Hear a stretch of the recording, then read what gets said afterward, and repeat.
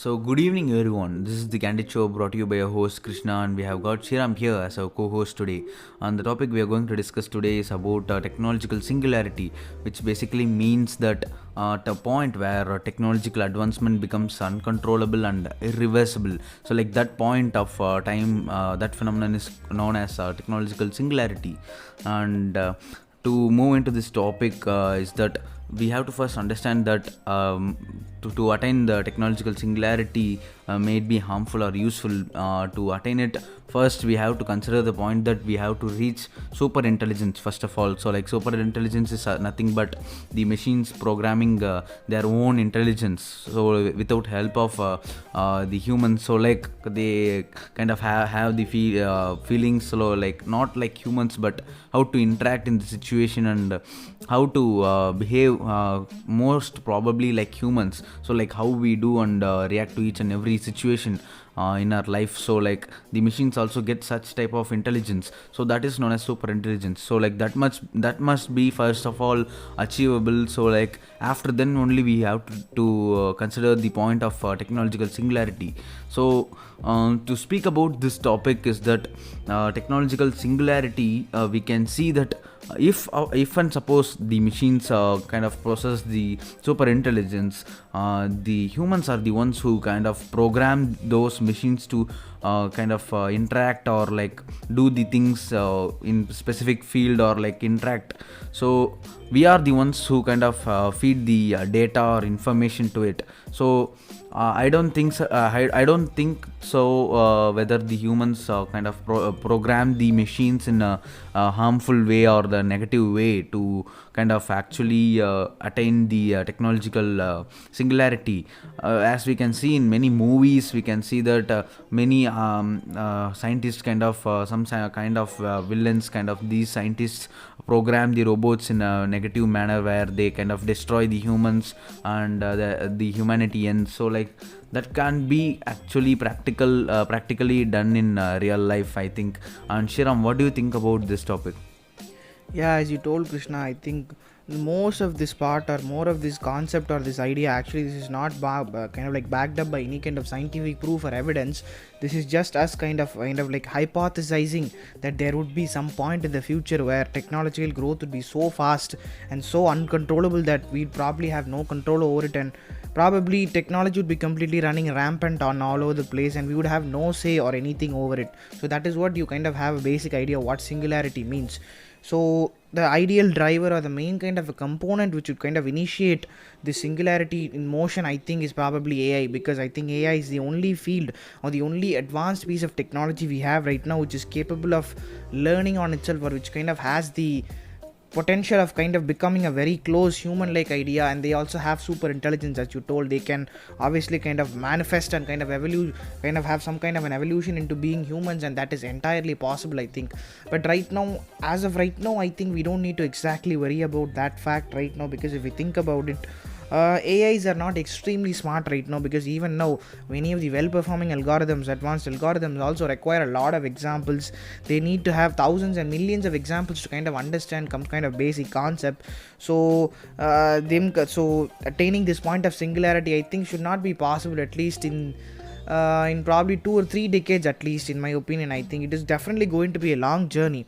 But if you think about it this way, where AI becomes sentient or kind of becomes violent towards humans, or maybe there is a point where kind of AI becomes against humans, or they develop consciousness of their own, I think that could be an entirely different story, because I think we cannot predict as to when any kind of a computer or a system could gain human like consciousness, because obviously we ourselves don't know the answers to this, because obviously we ourselves don't have very clear understanding of how the brain works or how our neural network works.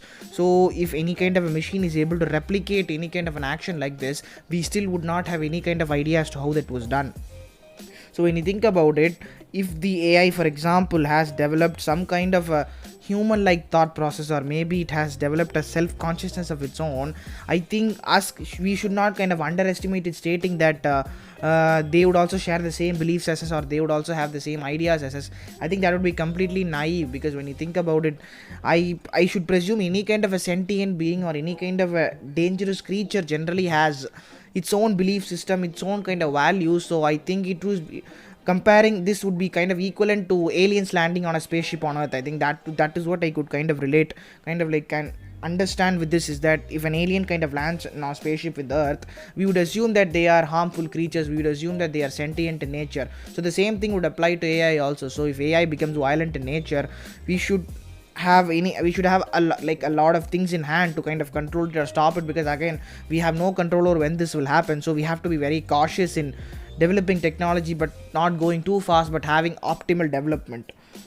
So Krishna, if you think about it, there is, especially AI seems to be the main driver of moving towards singularity right now. But do you think we'll reach singularity, or do you think singularity is a term which was kind of coined by some of these hypothesizers? Do you think it really exists?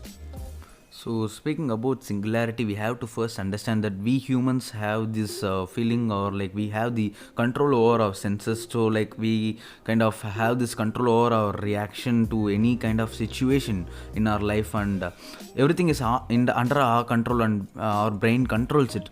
So that happens naturally. So, like that doesn't happen in the case of machines possessing.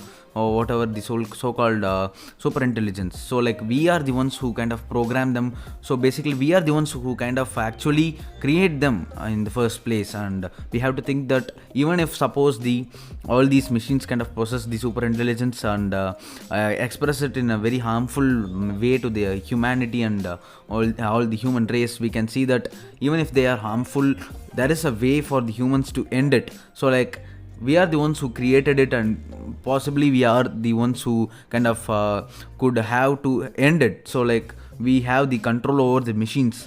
So like speaking about as you told, in 4-5 decades, and I don't think in 4-5 decades we will see machines possessing super intelligence, as it is something very complex, and as you told, many millions of possibilities and data must be collected and processed by the machines, and I don't think that it will completely change into the sense of a human. So like how we react to each and every situation we face, so that I don't think that super intelligence is actually possible. So like if you speak in, so like in decade, or like in a century also, so like in next 100 to 200 years, if it is even possible, I don't think it is harmful. So like we have to consider the fact that technological advancement is always useful for us, and it has been always useful for us.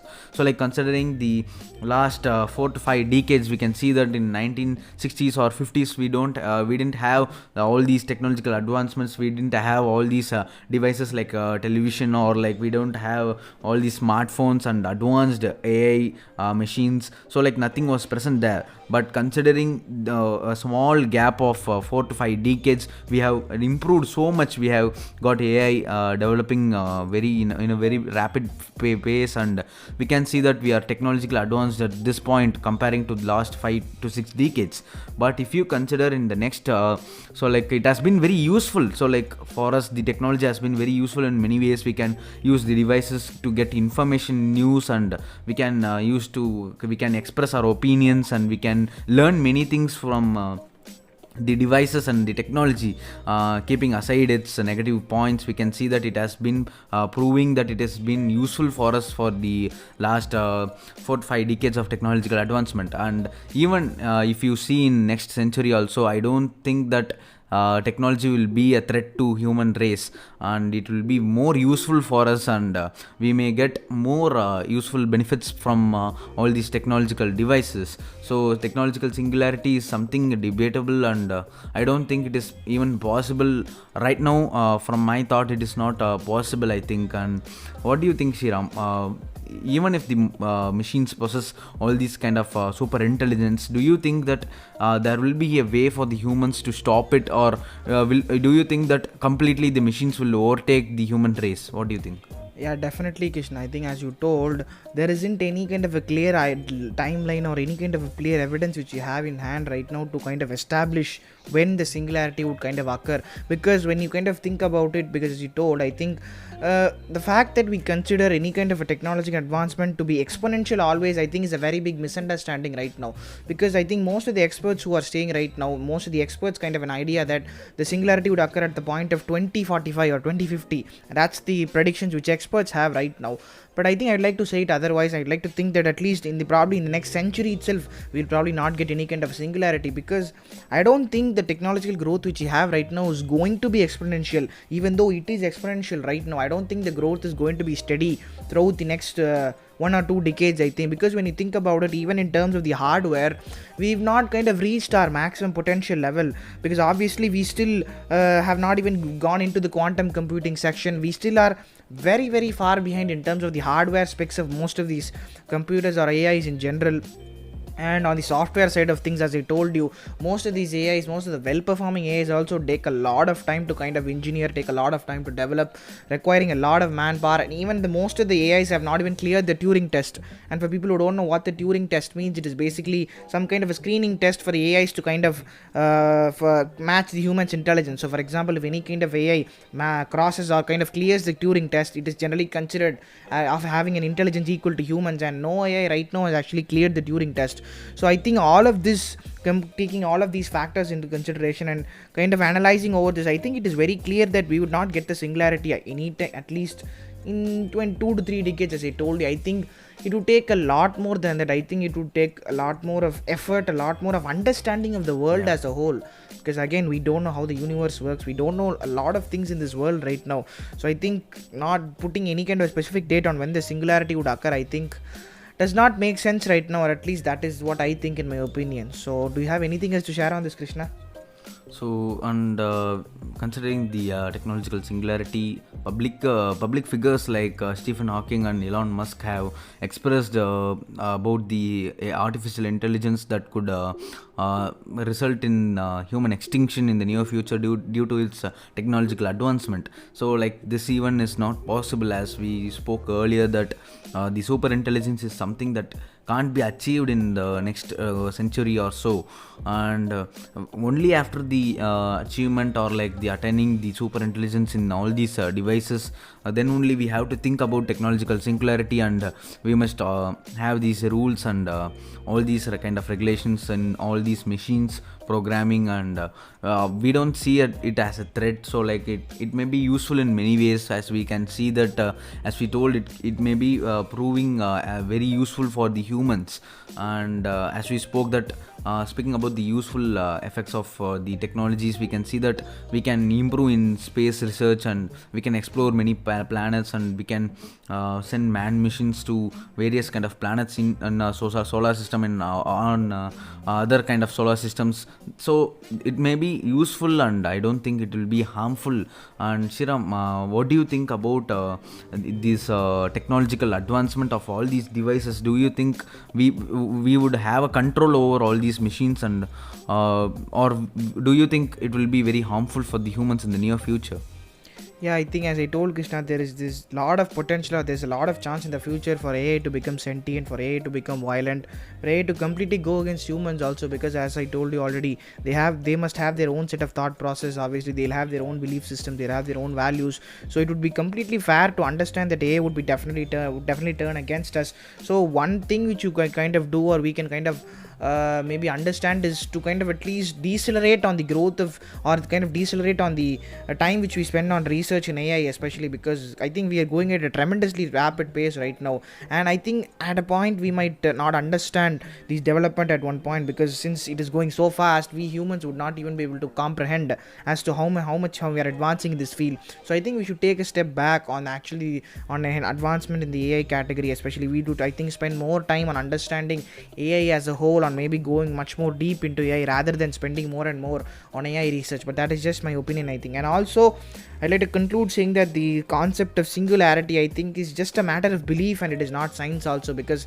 again, there is no kind of a scientific evidence, or there is no kind of a technological fact which kind of backs this concept. So I personally believe this is only kind of a belief rather than science. So yeah, that will be the end of today's episode, guys. Thank you so much for listening to it. So if you have any kind of suggestions, criticisms, or comments, please drop it in the YouTube comment section down below. And make sure you listen to us on Spotify also, and follow us on Spotify. And also you make sure to kind of share this podcast with your friends also. Ask them to listen to it. So yeah, that will be the end of today's episode, guys. Thank you so much. Thank you.